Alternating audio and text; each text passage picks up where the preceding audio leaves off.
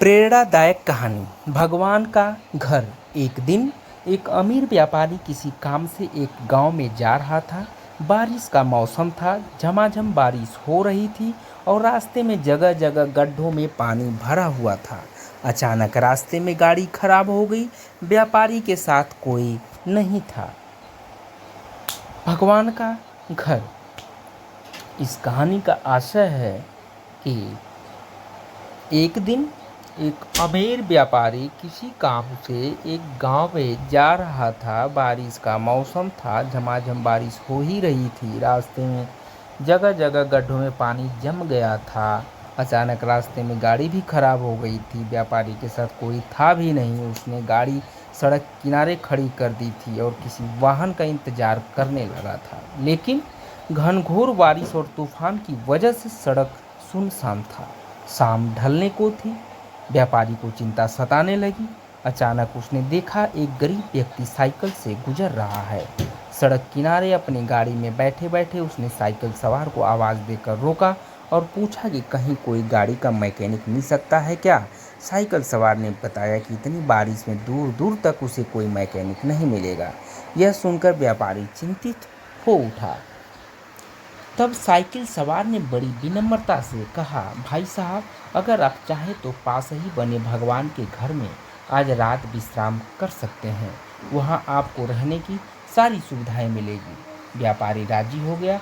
उसने सोचा कि आज रात मंदिर में ठहरकर अगले दिन सुबह वो गाड़ी मरम्मत का कोई रास्ता देख लेगा। साइकिल सवार ने उसे अपनी साइकिल पर बिठाया और चल पड़ा। थोड़ी देर में दोनों एक छोटे से मकान के सामने पहुंच गए। साइकिल वाले ने दरवाज़ा खटखटाया तो एक स्त्री ने दरवाज़ा खोला। व्यापारी को संबोधित करते हुए साइकिल वाले ने कहा, यह मेरी पत्नी है। इस भगवान के घर में सिर्फ हम दोनों रहते हैं। हमारे बच्चे शहर में नौकरी करते हैं।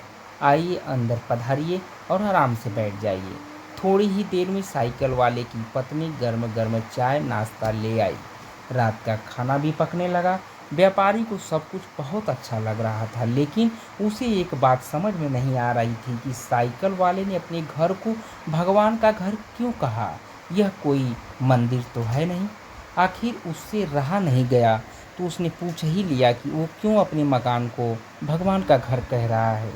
लोग तो अक्सर यही कहते हैं कि मेरे घर में भगवान विराजमान हैं, या मेरे घर में भगवान के लिए पूजा घर बनवाया है, या मेरे घर में भगवान आए हैं। यह सुनकर साइकिल वाले व्यक्ति ने कहा, हाँ, आपने ठीक कहा। अक्सर लोग यही कहते हैं कि घर हमारा है और भगवान हमारे घर में विराजमान है, लेकिन हम ऐसा नहीं कहते, क्योंकि अगर हम अपना घर कहेंगे तो उसमें हम अपनी इच्छानुसार कुछ भी उल्टा पुल्टा काम कर सकते हैं।